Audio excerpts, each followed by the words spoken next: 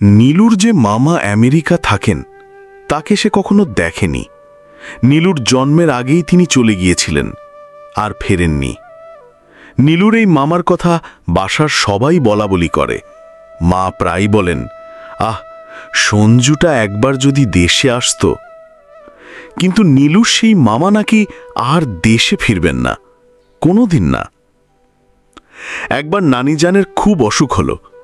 Telegram করা হলো সঞ্জু মামাকে। সবাই ভাবল এবার বুঝি আসবে, তাও আসলো না। নীলুর বাবা গম্ভীর হয়ে বললেন, মেম সাহেব বিয়ে করে ফেলেছে, এখন কি আর আসবে? নীলুর খুব ইচ্ছে করে সেই মামাকে আর তার মেম সাহেব বউকে দেখতে, কিন্তু তার ইচ্ছে হলেই তো হবে না, মামা তো আর ফিরবেই না দেশে। কাজেই অনেক ভেবে টেবে নীলু এক কাণ্ড করল। চিঠি দেখে ফেলল মামাকে। চিঠিতে বড় বড় করে লিখল, মামা, আপনি কেমন আছেন? আমার নাম নীলু, আপনাকে আমার খুব দেখতে ইচ্ছে করে, আর মেম সাহেব মামিকে দেখতে ইচ্ছে করে। ইতি নীলু। সেই চিঠির উল্টো পিঠে সে আঁকল পাখি আর সূর্যের ছবি, আর আঁকল মস্ত বড় নদী। সেই নদীতে পাল তুলে নৌকো যাচ্ছে। সব মিলিয়ে ভারী সুন্দর হলো ছবিটা। নীলু ভাবল এইবার মামা নিশ্চয়ই আসবে। মামা কিন্তু আসলো না। একদিন দুদিন হয়ে গেল, তবু না। মামা চিঠির জবাব পর্যন্ত দিল না। অপেক্ষা করতে করতে নীলু ভুলেই গেল যে সে মামাকে চিঠি লিখেছিল। তারপরেই এক কাণ্ড। সেদিন নীলুর খুব দাঁত ব্যথা। সে স্কুলে যায়নি, গলায় মাফলার জড়িয়ে একা একা বারান্দায় দাঁড়িয়ে আছে। টিপ টিপ করে বৃষ্টি পড়ছে বাইরে। এমন সময় ভিজতে ভিজতে পিয়ন এসে হাজির। এই বাড়িতে নীলু নামে কেউ থাকে? নীলু আশ্চর্য হয়ে বলল, হ্যাঁ, আমার নাম নীলু। পিয়নটি গম্ভীর হয়ে বলল, নিচে নেমে এসো খুকি, তোমার জন্য আমেরিকা থেকে কে একজন একটা উপহার পাঠিয়েছে, নাম সই করে নিয়ে যাও। নাম লিখতে পারো খুকি? হ্যাঁ, পারি। নীলু উপহারের প্যাকেটটি খুব সাবধানে খুলল। পিয়ন তখনও যায়নি, পাশে দাঁড়িয়ে দাঁড়িয়ে দেখছে। প্যাকেটের ভেতর থেকে বেরুলো নীল রঙের একটা হাতি। গলায় রূপোর ঘণ্টা বাজছে টুনটুন করে। হাতির সুর আপনা থেকেই দুলছে, মাঝে মাঝে আবার কান নাড়াচ্ছে। এত সুন্দর হাতি নীলু এর আগে আর কখনো দেখেনি। শুধু নীলু নয়, তার আব্বাও এত সুন্দর হাতি দেখেননি। অফিস থেকে ফিরেই তিনি দেখলেন তার টেবিলে নীল হাতি সুর দোলাচ্ছে। তিনি অবাক হয়ে বললেন, আরে, কে আনলো এটা? বড় সুন্দর তো। নীলু বলল, সঞ্জু মামা পাঠিয়েছেন, দেখেন আব্বা, আপনা আপনি ঘন্টা বাজে। তাই তো, তাই তো। নীলুর মাও এত সুন্দর হাতি দেখেননি। তিনি কতবার যে বললেন, চাবি ছাড়াই সুর দোলায় কি করে? ভারী অদ্ভুত তো, নিশ্চয়ই খুব দামি জিনিস। সন্ধেবেলা নীলুর স্যার এলেন পড়াতে। মা বললেন, পড়তে যাও নীলু, আর হাতি শোকেসে তালাবদ্ধ করে রাখো, নয়তো আবার ভেঙে ফেলবে। মার যে কথা, এত সুন্দর জিনিস বুঝি শোকেসে তুলে রাখবে? হাতি থাকবে তার নিজের কাছে। রাতে নীলুর পাশের বালিশে ঘুম পাড়িয়ে রাখবে। অনেক রাতে যদি তার ঘুম ভাঙে, তাহলে সে খেলবে হাতির সঙ্গে। মা কিন্তু সত্যি সত্যিই শোকেসে হাতি তালাবদ্ধ করে রাখলেন। নীলুকে বললেন, সব সময় এটা হাতে করে রাখবার দরকার কি? যখন বন্ধুবান্ধব আসবে তখন বের করে দেখাবে। এখন যাও স্যারের কাছে পড়তে। নীলু কাঁদো কাঁদো হয়ে বলল, স্যারকে দেখাতে নিয়ে যাই মা? উহু, পড়া শেষ করে স্যারকে দেখাবে, এখন যাও বই নিয়ে। হাতিকে রেখে যেতে নীলুর যে কি খারাপ লাগছিল, তার চোখ ছলছল করতে লাগলো। একবার ইচ্ছে করল কেঁদে ফেলবে, কিন্তু বড় মেয়েদের তো কাঁদতে নেই, তাই কাঁদল না। অনেকক্ষণ স্যার পড়ালেন নীলুকে। যখন তার যাবার সময় হলো, তখন নীলু বলল, স্যার, একটা জিনিস দেখবেন। কি জিনিস? একটা নীল হাতি আমার মামা পাঠিয়েছেন আমেরিকা থেকে। কোথায় দেখি? নীলু স্যারকে বসবার ঘরে দিয়ে এলো। তিনি চোখ বড় বড় করে তাকিয়ে রইলেন। শেষে বললেন, এত সুন্দর? জি স্যার, খুব সুন্দর। গলার ঘণ্টাটা রূপোর তৈরি, তাই নাকি? জি। স্যার চলে যাবার পরও নীলু অনেকক্ষণ দাঁড়িয়ে রইল শোকেসের সামনে। মা যখন ভাত খেতে ডাকলেন তখন আবার বলল, দাও না মা, শুধু আজ রাত্রের জন্যে। না নীলু, শুধু বিরক্ত করো তুমি। নীলুর এত মন খারাপ হলো যে ঘুমোতে গিয়ে অনেকক্ষণ কাঁদল একা একা। আর ঘুমিয়ে ঘুমিয়ে চমৎকার একটা স্বপ্ন দেখল, যেন একটা বিরাট বড় বন। সেই বনে অসংখ্য পশু পাখি। নীলু তাদের মধ্যে ঘুরে বেড়াচ্ছে, একটুও ভয় করছে না। তার নীল হাতিও আছে তার সঙ্গে। টুনটুন ঝুনঝুন করে তার গলায় রূপোর ঘণ্টা বাজছে। বানর সব পশু পাখি অবাক হয়ে দেখছে তাদের। একটি সিংহ জিজ্ঞেস করল, তুমি কে ভাই? নীলু বলল, আমি এই বনের জানি। আমার নাম নীলাঞ্জনা, আর এই নীল হাতি আমার বন্ধু। পরদিন স্কুল থেকে নীলুর বন্ধুরা আসলো হাতি দেখতে। শায়লা, বিনু, আভা সবাই শুধু হাতির গায়ে হাত বোলাতে চায়। বিনু বলল, এত সুন্দর হাতি শুধু আমেরিকায় পাওয়া যায়, তাই না নীলু? নীলু গম্ভীর হয়ে বলল, হ্যাঁ। শায়লার বড় ভাই থাকেন জাপানে।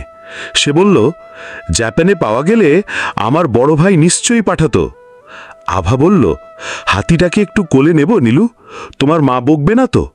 না, বকবে না, নাও। সবাই একে একে অনেকক্ষণ করে কোলে রাখল হাতি। আর হাতিটাও খুব সুর দোলাতে লাগলো, কান নাড়াতে লাগলো, ঝুনঝুন টুনটুন করে ঘণ্টা বাজাতে লাগলো। হাতি দেখতে শুধু যে নীলুর বন্ধুরাই আসো তাই নয়, নীলুর বড় খালা আসলেন, চাচারা আসলেন, আম্মার এক বান্ধবীও এসে হাতি দেখে গেলেন। নীলু স্কুলে গেলে অন্য ক্লাসের মেয়েরা এসে জিজ্ঞেস করে, তোমার নাকি ভাই খুব চমৎকার একটা নীল হাতি আছে? কিন্তু ঠিক দুদিনের দিন সব ওলটপালট হয়ে গেল। সেদিন নীলুর মার এক বান্ধবী এসেছেন বেলাতে। তার সঙ্গে এসেছে তার ছোট্ট ছেলে টিটো। এসেই ছেলেটা ট্যাঁ ট্যাঁ করে কান্না জুড়ে দিল। কিছুতেই কান্না থামে না। নীলুর মা বললেন, যাও তো নীলু, টিটোকে তোমার ছবির বই দেখাও। নীলু ছবির বই আনতেই সে এক টানে ছবির বইয়ের পাতা ছিঁড়ে ফেলল। এমন পাজি ছেলে। নীলুর মা বললেন, মিষ্টি খাবে টিটো? চমচম খাবে? না। শরবত খাবে? উহু। এমন কাঁদুনে ছেলে নীলু সারা জীবনেও দেখেনি।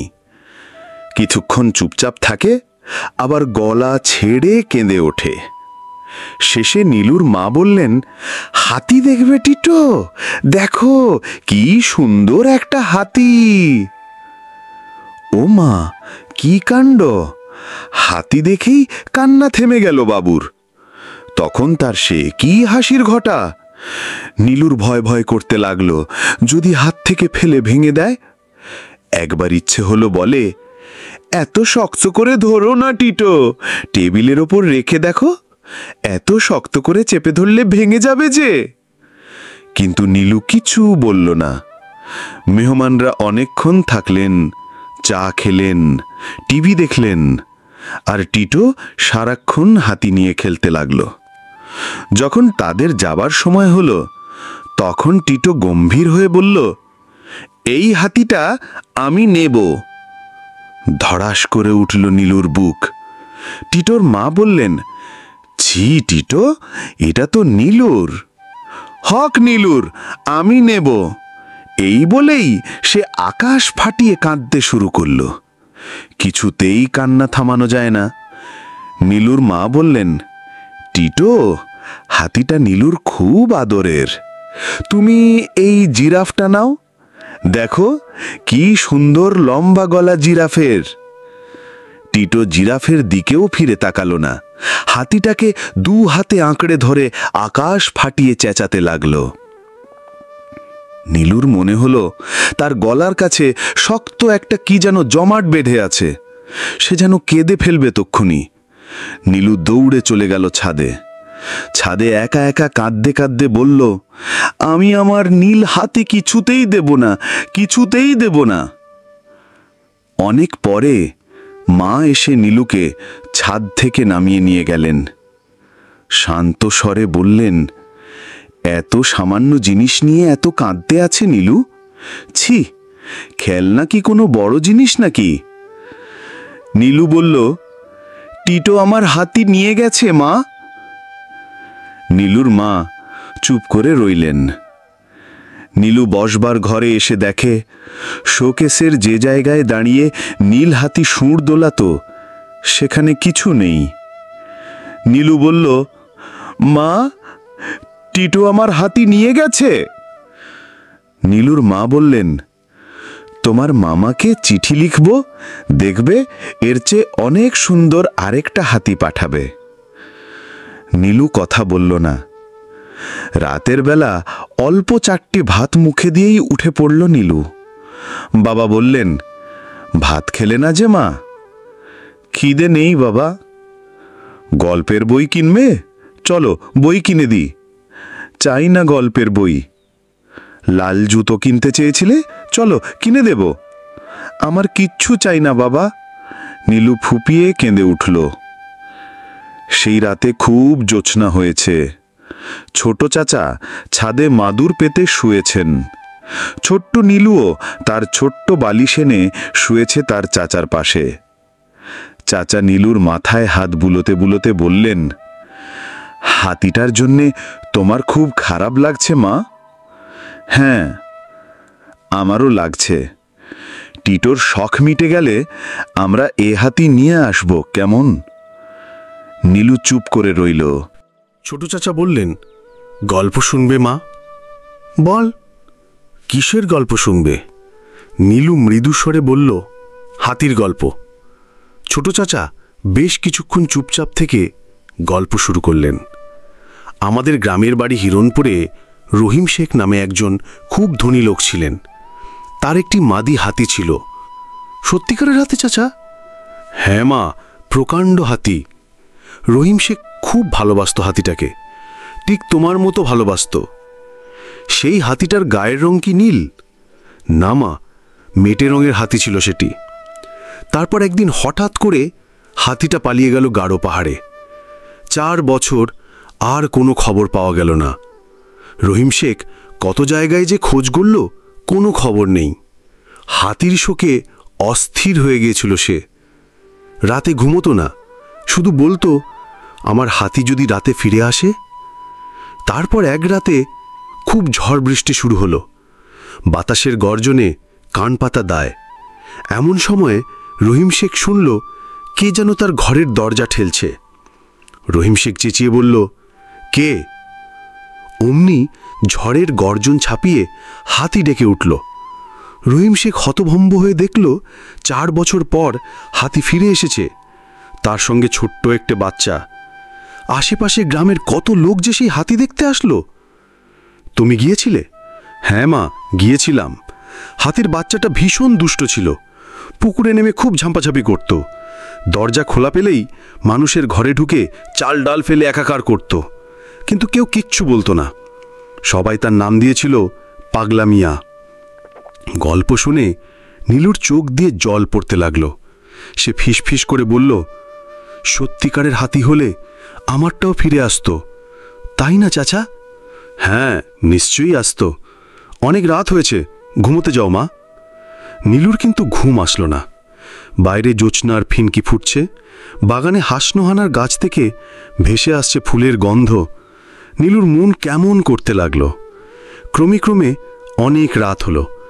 বাড়ির সবাই ঘুমিয়ে গেলে সারা বাড়ি নিশ্চুপ হয়ে গেল। নীলু কিন্তু জেগেই রইল। তারপর সেই আশ্চর্য ঘটনাটি ঘটল। নীলু শুনতে পেল নিচের বাগানে টুন টুন ঝুনঝুন শব্দ হচ্ছে। রহিম শেখের হাতির মতো তার হাতিটাও কি ফিরে এসেছে নাকি? হাতির গলার ঘণ্টার শব্দ বলেই তো মনে হয়। জানলা দিয়ে কিছু দেখা যায় না। নীলু কি তার মাকে ডেকে তুলবে? কিন্তু মা যদি রাগ করেন? নীলু হয়তো ভুল শুনছে কানে, হয়তো একটা ঘণ্টার শব্দ নয়, ভুল হওয়ার কথাও তো নয়। চারদিক চুপচাপ, এর মধ্যে পরিষ্কার শোনা যাচ্ছে টুন টুন ঝুনঝুন শব্দ। নীলু পা টিপে টিপে নিচে নেমে এলো। দরজার ওপরে ছিটকিলি লাগান। সে চেয়ার এনে তার ওপরে দাঁড়িয়ে খুলে ফেলল দরজা। তার ভয় করছিল, তবু সে নেমে গেল বাগানে। আর নেমেই হতভম্ব হয়ে দেখল তার নীল হাতি সুর দুলিয়ে টুনটুন করে ঘণ্টা বাজিয়ে এগিয়ে আসছে তার দিকে। হাতিটি নীলুকে দেখেই পরিষ্কার মানুষের মতো গলায় বলে উঠল, আমি এসেছি নীলু। অনেকক্ষণ নীলুর মুখে কোনো কথা ফুটল না। হাতি বলল, আরে আগেই আসতাম, পথঘাট চিনি না তাই দেরি হলো। তুমি খুশি হয়েছ তো বন্ধু? নীলু গাঢ় স্বরে বলল, হ্যাঁ, আমিও খুশি হয়েছি। টিটো যখন আমাকে নিয়ে যাচ্ছিল তখন আমি কেঁদেছি। নীলু হাত বাড়িয়ে কোলে তুলে চুমু খেল তার বন্ধুকে। আনন্দে হাতি টুনটুন ঝুনঝুন করে অনবরত তার ঘণ্টা বাজাতে লাগলো। নীলু গলা ফাটিয়ে ডাকল, মা, আমার নীল হাতি এসেছে। দুপুর রাতে জেগে উঠল বাড়ির লোকজন। বাবা বললেন, মনে হয় হাতিটা ওই ছেলেটির হাত থেকে বাগানে পড়ে গিয়েছিল। মা বললেন, আচ্ছা সাহস তো মেয়ের, এত রাতে একা বাগানে এসেছে। নীলু মার কোলে মুখ গুজে বলল, মা, আমার নীল হাতি একা একা টিটোদের বাসা থেকে হেঁটে চলে এসেছে, আমাকে সে নিজে বলেছে। বাসার সবাই হেসে উঠল। বাবা বললেন, ছি মা, আবার মিথ্যে কথা বলছো। কিন্তু বাবা তো জানেন না নীলু একটুও মিথ্যে বলেন।